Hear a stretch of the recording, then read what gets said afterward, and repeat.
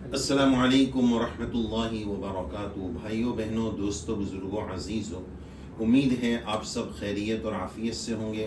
آج ہمارے لیے بڑی سعادت مندی اور خوشبختی کا موقع ہے کہ آپ ہمارے پیچھے نام دیکھ رہے ہیں۔ الطیب یہ خوشبو کی دکان ہے، اور اس دکان میں آنے کے بعد الحمدللہ ہم معطر ہے، پورا مشام جہاں معطر ہے۔ جناب حافظ زبیر صاحب تشریف فرما ہے، اور یہاں ان کی پوری ٹیم ہے۔ انہوں نے اس کو اپنا تجارت کا ذریعہ بنایا ہے۔ سب سے پہلے تو اللہ تعالیٰ سے دعا ہے اللہ تعالیٰ اس میں خوب برکتیں، رحمتیں نازل فرمائیں، اور اللہ تعالیٰ خوب حلال روزی اس کے ذریعے سے نصیب فرمائیں، حرام سے اللہ تعالیٰ ہم سب کی پوری حفاظت فرمائیں۔ اور اب طیب جو ہے، یہ طیب عربی میں خوشبو کو کہتے ہیں، تو انہوں نے جو کام لیا ہے اسی کام کے بالکل میچنگ، گویا اسم با مسمہ اس کو عربی میں کہا جاتا ہے، اور اصطلاح میں کہا جاتا ہے اسم با مسمہ۔ تو یہ گویا دکان اسم با مسمہ ہے۔ اللہ تبارک و تعالیٰ اس میں خوب برکتیں نازل فرمائیں۔ اور حدیث پاک کی روشنی میں ہم نے بتایا کہ عطر بیچنے والے کی مثال اللہ کے نبی صلی اللہ علیہ وسلم نے اچھے دوست کی مثال عطر بیچنے والے سے بتائی ہے، کہ جب آپ عطر کی دکان میں آتے ہیں تو وہ یا تو عطر والا دکان والا کبھی آپ کو سیمپل کے طور پر کچھ ہدیہ بھی دیتا ہے، تو حافظ صاحب سے بھی ہم درخواست کریں گے کہ سیمپل کے ہدیے بھی رکھا کریں انشاءاللہ، اور انہوں نے ہمیں تو ہدیہ دے ہی دیا ہے۔ اور دوسری بات، دوسرا آپشن حدیث شریف میں یہ بتایا کہ یا تو آپ خریدو گے، اور اگر نہیں کچھ نہیں تو کم سے کم درجے میں آپ کو اس دکان کی خوشبو تو مل ہی جائے۔ آپ دوسری کوئی اور دکان میں چلے جائیں، بہت ساری چیزیں ایسی ہیں کہ آپ دکان میں گئے، نہیں پسند آیا تو خالی ہاتھ واپس آئے، کبھی کبھار آدھا گھنٹہ بھی ضائع بھی ہو جاتا ہے۔ ہاں بس آج کل ایک مٹھائی کی دکان ایسی رہ گئی ہے کہ آدمی وہاں جا کر بولتا ہے تھوڑا ٹیسٹ کراؤ، تو کچھ پیس ٹیسٹ کر لیتا ہے، لیکن کچھ دکانوں میں ایسا قحط پڑا رہتا ہے کہ وہ پھر زیادہ اس کا تحمل رکھتے نہیں۔ لیکن عطر کی دکان ایسی ہے کہ اگر وہ ٹیسٹ نہیں بھی کرائیں گے تو دن میں اتنی مرتبہ وہ عطر کی شیشیاں کھلی ہے کہ پوری دکان معطر ہی معطر ہے۔ تو اللہ تعالیٰ سے ہم دعا بھی کرتے ہیں کہ اس دکان کو، اس کاروبار کو ہمیشہ ظاہری، باطنی، روحانی ہر اعتبار سے اللہ تعالیٰ معطر فرمائیں۔ خوشبو شریعت کا ایک اہم باب ہے۔ اللہ کے نبی صلی اللہ علیہ وسلم کی سنتوں میں سے ایک اہم سنت ہے، جیسا کہ حدیث پاک میں اللہ کے نبی صلی اللہ علیہ وسلم کے فرمان علی شان میں انس رضی اللہ عنہ کی روایت میں یہ بات ملتی ہے۔ اللہ کے نبی علیہ السلام نے ارشاد فرمایا کہ مجھے 3 چیزیں محبوب کر دی گئی ہے، اس میں سے ایک محبوب اور پسندیدہ چیز اللہ کے نبی صلی اللہ علیہ وسلم کی وہ خوشبو ہے۔ اسی طرح ایک حدیث پاک میں اللہ کے نبی صلی اللہ علیہ وسلم کے فرمان علی شان میں یہ بات ملتی ہے کہ اربع من سنن المرسلین، 4 چیزیں نبیوں کی سنت ہیں۔ صرف گویا عطر صرف اللہ کے نبی صلی اللہ علیہ وسلم کی سنت نہیں، بلکہ تمام انبیاء کرام علیہم السلام کی سنت ہے۔ تو ہم عطر اس نیت سے بھی خریدیں کہ یہ سنت ہے۔ عطر خریدنے کا یا عطر لگانے کی ایک نیت کہ یہ اللہ کے نبی صلی اللہ علیہ وسلم کی سنت ہے۔ دوسری نیت عطر یا خوشبو لگاتے وقت یہ کرنا چاہیے کہ اگر میرے سے اگر کوئی اسمیل آ رہی ہے، کوئی بو آ رہی ہے، تو میرے قریب والے کو اس بو سے تکلیف ہو سکتی ہے، میں ایذائے مسلم سے یا کسی کو تکلیف پہنچے اس سے اس کو بچانے کے لیے میں عطر لگا رہا ہوں، تو یہ ہمارا عطر لگنا اور لگانا عبادت بن جائے گا۔ عادت اور عبادت میں فرق حسن نیت کا ہوتا ہے۔ تو یہ 2 اچھی نیت کے ساتھ اگر ہم عطر لگائیں گے کہ ایک تو اللہ کے نبی صلی اللہ علیہ وسلم بلکہ تمام انبیاء کرام علیہم السلام کی سنت ہے، اور نمبر 2 پر کسی کو میری بدبو سے، اسمیل سے تکلیف نہ ہو جائے، اس لیے میں اپنے آپ کو معطر رکھتا ہوں، تو انشاءاللہ اس عطر لگانے پر بھی ہمیں ثواب ملے گا۔ عطر لگانے کے طریقے کے بارے میں بہت سارے لوگ پوچھتے ہیں کہ اس کا سنت طریقہ کیا ہے، عطر لگانے کا سنت طریقہ کیا ہے۔ یوٹیوب پر اور بہت ساری جگہوں پر ویوز کے چکر میں اس طرح کے نام سے لوگ ویڈیوز بنا دیتے ہیں کہ اس طرح پہلے یہ کرو، پھر یہ کرو، اور 3 مرتبہ لگاؤ، اور اس طرح حدیث مبارکہ کی روشنی میں، شریعت کی روشنی میں کسی بھی جگہ پر عطر لگانے کا کوئی سنت طریقہ ملا نہیں ہے۔ ہاں البتہ یہ ہے کہ ہر چیز میں، ہر بہتر چیز میں جہت یمن رائٹ سیدھی طرف سے شروعات کرنا یہ بہتر ہے، اور عطر لگانا بہت اچھا کام ہے، سنت کام ہے۔ تو پہلے دائیں طرف لگا لے، یا تو بائیں ہاتھ میں لے کر دائیں طرف لگا لے، اور پھر جو ہے دائیں ہاتھ میں لے کر بائیں طرف لگا لے۔ یہ اس اعتبار سے یہ سنت ہے، ورنہ عطر کے نام پر اسپیشل اس کے لگانے کا کوئی سنت طریقہ ہمیں حدیث شریف میں اس طرح کتابوں میں ملا نہیں، تو اس کا بھی خیال رکھنا ضروری ہے۔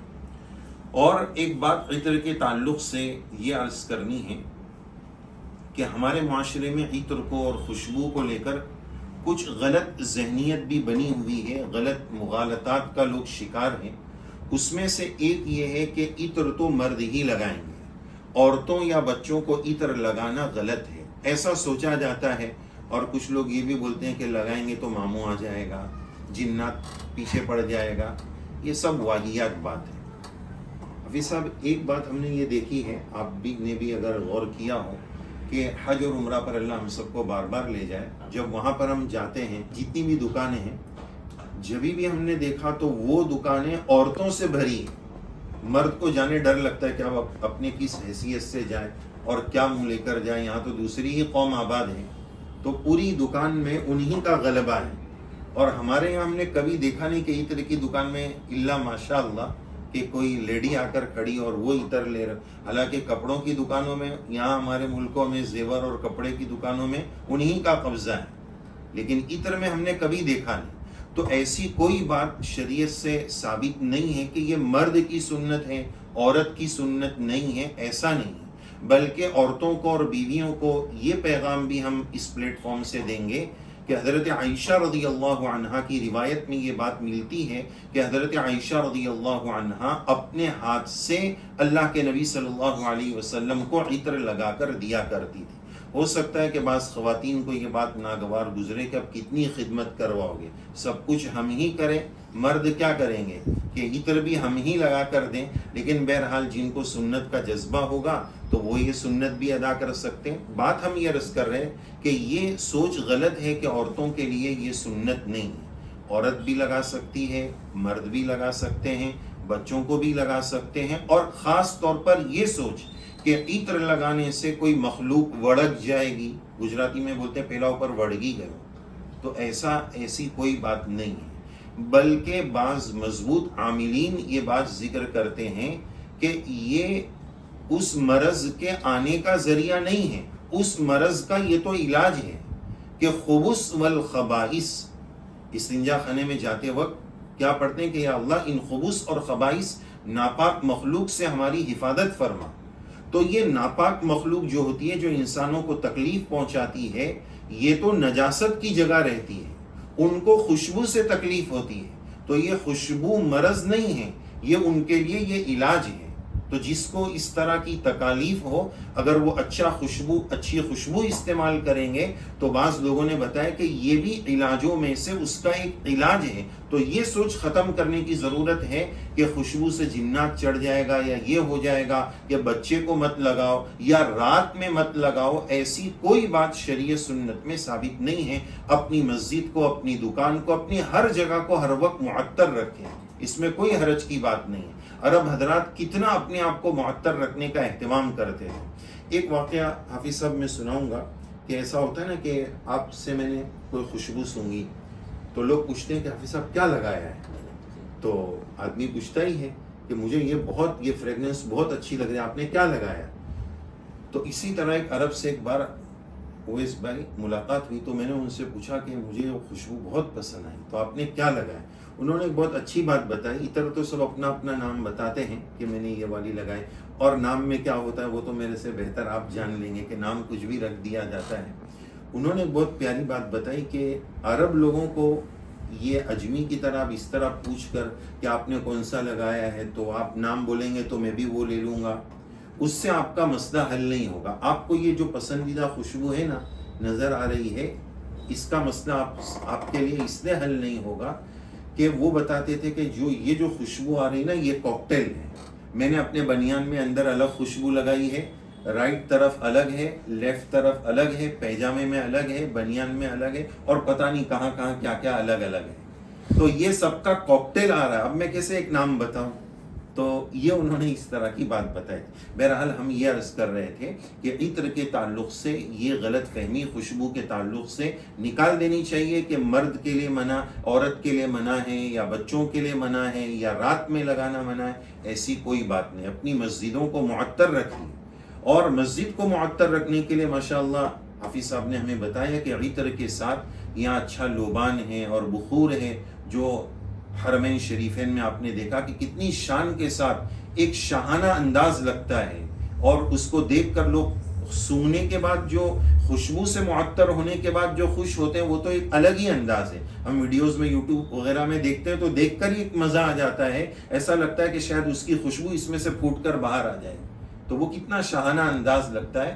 تو یہ گندگی رکھنا، نظافت کا اہتمام نہ رکھنا، اور بدبو والی، اللہ معاف کرے اس موقع پر میں یہ بھی عرض کر دوں، ہونا تو یہ چاہیے تھا کہ ہم اپنی مسجدوں کو معطر رکھتے، دھونی وغیرہ دیتے، لیکن بہت افسوس کے ساتھ کہنا پڑا ہے کہ وہ منبر و محراب، ہماری مسجد کے وہ منبر و محراب جہاں سے النظافت من الایمان، الطہارۃ شطر الایمان، یہ پیغامات دیے جاتے ہیں، اسی مسجد میں وضو خانے کا آپ ٹاویل دیکھ لیجئے، الامان والحفیظ، اس کو اٹھانا یا ہاتھ لگانا، سونگنا تو دور کی بات، دیکھ کر ہی ایسا لگتا ہے کہ شاید یہ پچھلی عید پر دھلا ہوگا، اب آئندہ سال جو دوسری عید آئے گی تب دھلا جائے.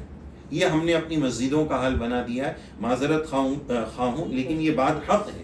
مسجد کو معطر رکھنا چاہیے، ہم تو اپنی مسجدوں کو بدبودار رکھتے ہیں. ایک مرتبہ حفیظ صاحب ایسا ہوا کہ ایک مسجد میں جمعہ کے لیے جانا ہوا، ہم نے پہلے جا کر سنت نماز پڑھی تو امام صاحب کی جگہ سے کچھ باریک باریک مصلی کے نیچے سے کیڑے آ رہے تھے.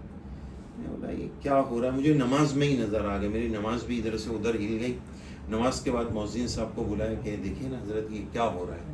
تو انہوں نے ایسا مسلح اٹھایا تو نیچے چوہا مرا تھا. اب اسی جگہ فجر کی نماز بھی پڑھائی گئی ہوگی اور پتہ نہیں وہ کب مرا ہوگا. تو یہ بدبو کا شعور کہ اپنی مسجد کو کیسے خوبصورت بنانا ہے اور کیسے معطر رکھنا، اللہ کے نبی علیہ السلام نے اس کا خاص اہتمام فرمایا تھا.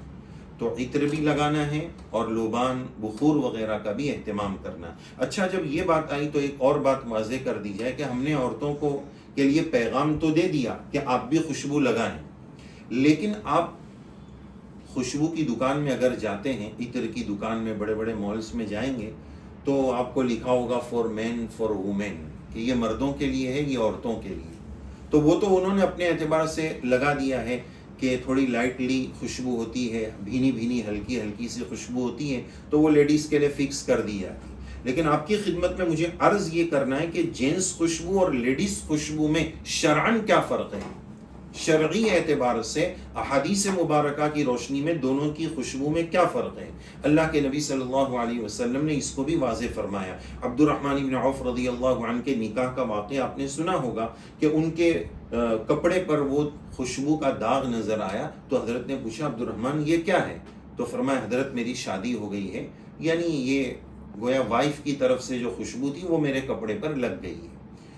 تو حدیث پاک میں یہ تو اشارہ ہے، صراحت بھی موجود ہے حدیث پاک میں کہ دونوں کی خوشبو میں فرق یہ ہے کہ مرد کی خوشبو پھیلنے والی ہو لیکن اس کا رنگ نہ جھلکتا ہو. اس نے زعفران خوشبو جو ہے مرد نہ لگائے کہ اس کا کلر آ جاتا ہے، اس کے کپڑے پر وہ کلر نہ آئے لیکن اس کی خوشبو پھیلنے والی ہو. اور عورت کی خوشبو کے بارے میں فرمایا کہ وہ صرف اس کی ذات تک محدود رہے، اگر اس کی خوشبو میں کلر ہے تو چل جائے گا، چونکہ وہ کلر دوسروں کو دکھے گا. اس لیے نہیں کہ خاتون با پردہ ہے، با شرع ہے اور اس نے برقع پہنا ہوا ہے تو وہ اس کے کپڑے کے ساتھ وہ خوشبو رہے گی یا وہ داغ رہے گا. تو بہرحال مرد کی خوشبو پھیلنے والی ہو، اس کی رنگت کپڑے پر نہ آئے، اور عورت کی خوشبو کی رنگت کپڑے پر آئے تو حرج نہیں، لیکن اس کی خوشبو اس کی ذات تک رہے.